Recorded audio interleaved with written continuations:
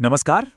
अक्सर ऐसा होता है ना कि धार्मिक और आध्यात्मिक बातें हमें कभी-कभी रास्ता दिखाती है, लेकिन कई बार कंफ्यूज भी कर देती हैं। तो सवाल ये उठता है कि सही क्या है और क्या सिर्फ एक मान्यता है। इसी गुत्थी को सुलझाने के लिए आज हम एक फ्रेमवर्क पे बात करेंगे। तो यहीं से हमारा सबसे बड़ा सवाल शुरू होता है। क्या हर धार्मिक टीचिंग, हर सीख एक जैसी होती है, या फिर कुछ ऐसी होती हैं जिनकी बुनियाद दूसरों से कहीं ज्यादा मजबूत होती है? चलिए, इसी जरूरी सवाल को जरा गहराई से समझते हैं। इस पूरी बात को समझने के लिए हमें दो शब्दों को पकड़ना होगा।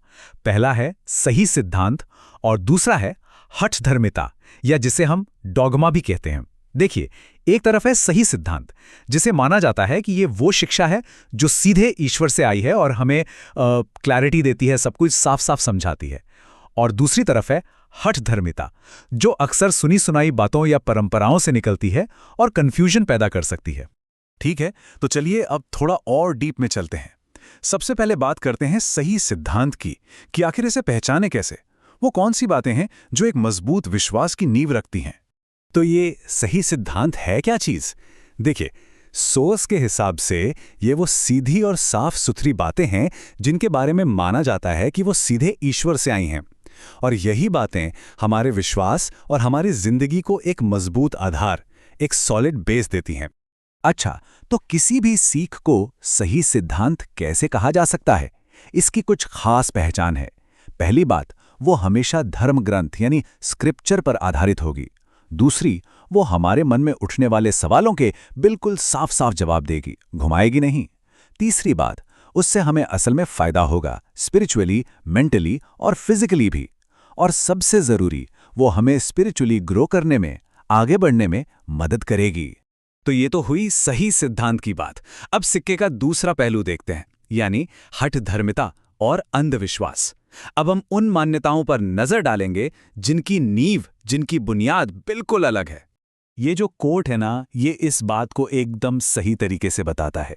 सोचिए, कहानियां चली आ रही हैं पीढ़ी दर पीढ़ी कि क्रॉस का एक टुकड़ा है, या किसी कपड़े पर कोई चेहरा छपा है, या वो मकबरा जहां किसी को दफनाया गया था।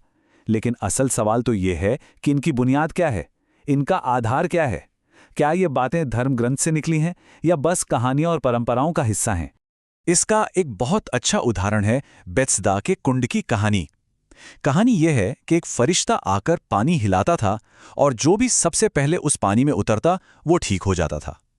अब जरा सोचिए, ये कहानी कितने सवाल खड़े करती है। सिर्फ पहला ही क्यों, बाकियों का क्या? क्या यह सही है? इस तरह की मान्यताएं हमें जवाब नहीं देती, बल्कि ईश्वर के चरित्र को लेकर हमारे मन में और सवाल खड़े कर देती हैं। तो मतलब हर धर्मिता या डोगमा को हम कैसे समझें? ये वो विश्वास या परंपराएं हैं जिनका कोई साफ साफ आधार धर्म ग्रंथ में नहीं मिलता। इनसे कोई असली आध्यात्मिक फायदा भी नहीं होता, और अक्सर इन पर जब सवाल पूछो तो कोई पक्का जवाब नहीं मिलता। ये वो बातें हैं जिन पर बस विश्वास कर लो कहा जाता है, लेकिन उन्हें साबित नहीं किया जा सकता। यहां एक और बहुत जरूरी फर्क समझना होगा। देखिए, एक होता है ईश्वर का सिद्धांत, जैसे कि शादी, जो एक यूनिवर्सल और टाइमलेस चीज है। और दूसरी तरफ होती है इंसानी सलाह, जैसे प्रेरित पौलुस ने खास समय पर कुछ लोगों को अविवाहित रहने की सलाह दी थी। अब ये एक प्रैक्टिकल सुझाव था, उस वक्त के हालात के हिसाब से। ये कोई हमेशा के लिए सबके लिए बना हुआ नियम या सिद्धांत नहीं था। तो सवाल यह है कि हम किसी भी सीख, किसी भी टीचिंग को परखें कैसे? कैसे तय करें कि ये सही है या नहीं? इसके लिए हमारा सोर्स एक बहुत ही प्रैक्टिकल तरीका बताता है। किसी भी टीचिंग को टेस्ट करने के लिए हम खुद से ये 4 सवाल कर सकते हैं। पहला सवाल, इसका सोर्स क्या है? ये बात आ कहां से रही है? क्या ये धर्म ग्रंथ से मैच करती है? दूसरा सवाल, इसका फल क्या है? मतलब इसे मानने से क्या कोई पॉजिटिव आध्यात्मिक ग्रोथ हो रही है, कोई फायदा है? तीसरा, ये सवालों के जवाब दे रही है या और नए सवाल खड़े कर रही है? मतलब इससे क्लैरिटी मिल रही है या कंफ्यूजन बढ़ रहा है? और चौथा और आखिरी सवाल, क्या ईश्वर की गवाही यानी उनका वचन इस बात को कंफर्म करता है? लेकिन इन सब बातों का मतलब क्या है? आखिर ये फर्क करना इतना जरूरी क्यों है? इसका हमारी आस्था पर, हमारी जिंदगी पर क्या असर पड़ता है? चलिए इसी को समझते हैं। ये जो वचन है ना, ये बताता है कि जब हमारा विश्वास एक मजबूत नींव पर खड़ा होता है तो हमारी मेहनत बेकार नहीं जाती। मतलब जब हम सही सिद्धांतों को फॉलो करते हैं तो हमारा विश्वास मजबूत और अटूट रहता है, वो डगमगाता नहीं है। तो आखिर दांव पर क्या लगा है? इस फर्क को समझना क्यों जरूरी है? सीधी सी बात है, ये हमें गलत शिक्षाओं से भटकने से बचाता है। ये पक्का करता है कि हमारी सारी आध्यात्मिक मेहनत सही जगह लग रही है।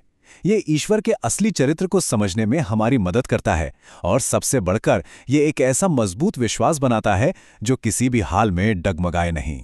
तो चलिए सारी बात को समेटने के लिए एक फाइनल कंपैरिजन देख लेते हैं। सही सिद्धांत, इसका सोर्स है धर्मग्रंथ। ये सवालों के जवाब देता है, इससे आध्यात्मिक ग्रोथ होती है और नतीजा होता है एक मजबूत विश्वास। वहीं दूसरी तरफ है हठधर्मिता। इसका सोर्स है परंपराएं, कहानियां। ये जवाब देने की बजाय और सवाल खड़ी करती है। इसका फायदा होगा या नहीं पक्का नहीं है, और नतीजा कंफ्यूजन। और आखिर में एक सवाल जो हम सबको सोचना चाहिए, किसी भी विश्वास प्रणाली में, चाहे वो कोई भी हो, हम उसके मूल सिद्धांतों और इंसानों की बनाई परंपराओं में फर्क कैसे करें? और ये सवाल सिर्फ धर्म पर लागू नहीं होता, ये तो जिंदगी के हर पहलू पर लागू होता है। सोचिएगा जरूर।